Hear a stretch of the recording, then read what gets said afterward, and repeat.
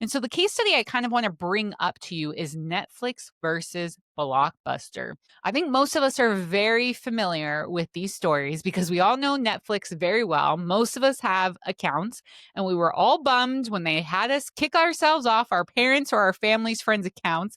We had to pay for our own subscription. And we all know, we used to rewind those VCR tapes for Blockbuster, and we know there aren't any retail stores around us. So most of us know this story, but I'm still going to recap it for us. In the late 1990s and early 2000s, the entertainment industry faced very clear changes. There was a hand that was dealt to the industry that really would, I'd say, changed the game, and it was related to the internet, right? Internet access expanded with more households and institutions gaining connectivity. Faster connections started happening, right? Dial up to DSL cable to early broadband, and then digital distribution. That also, as an example, what we're now calling streaming, that became more technically feasible. And so I'd consider these are circumstances that the entertainment industry faced in the early 2000s with the internet, all these different things happening with the internet,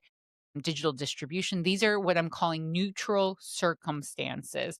They're not good, they're not bad. However, let's look at a perspective on how to look at these from two different companies experiencing the same circumstances. What I want to do is unlock and unpack possible narratives that each company had on these circumstances or led with during this time in the early 2000s. So let's start with Blockbuster.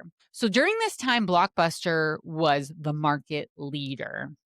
And it's very important to be, I'll say, precise with language here because, Blockbuster didn't face challenges. I'm not going to call this challenges. Blockbuster faced circumstances. There were changes happening out in the world. These are circumstances. As I mentioned, the circumstances of the internet, the digital expansion. And so these circumstances, again, were neutral. They weren't good, they weren't bad. They simply just existed and were occurring. Blockbuster's circumstances included also within their business a revenue model that relied on late fees. They also had circumstances at play where a large physical footprint with significant operating costs. This was also a business circumstance they had. And also early shifts in consumer behavior towards convenience and at home access. Now, here's the critical distinction. Circumstances, again, don't drive our outcomes. Interpretation of these circumstances do. Now, if we were to kind of travel back in time and go inside the leadership's minds, these circumstances were interpreted through a dominant narrative. And that dominant narrative might have sounded like, all of these circumstances are threatening our proven model. People still want stores. They were very attached to the retail model. People want stores, and digital distribution is risky. So even though they may have saw it, they were afraid that it was too new. And because it was too new, it made it risky.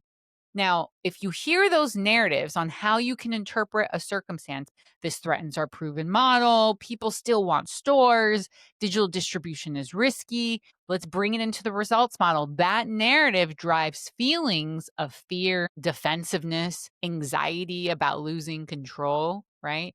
And when fear drives the system, it restricts our creativity, reflection, learning, our ability to adapt. And from that internal state, certain actions follow, right? And so when I talk about that internal state where we're leading from fear, defensiveness, anxiety, and that blocks our ability to adapt, reflect, be creative, that internal state then drives actions like doubling down on physical retail instead of experimenting, dismissing subscription based models early on, very dismissive of it, resisting change rather than exploring opportunities and pivoting. The results wasn't a sudden collapse of Blockbuster, it was a failure to evolve. And the narrative limited their creativity. And without that creativity, innovation dies, and so did the business.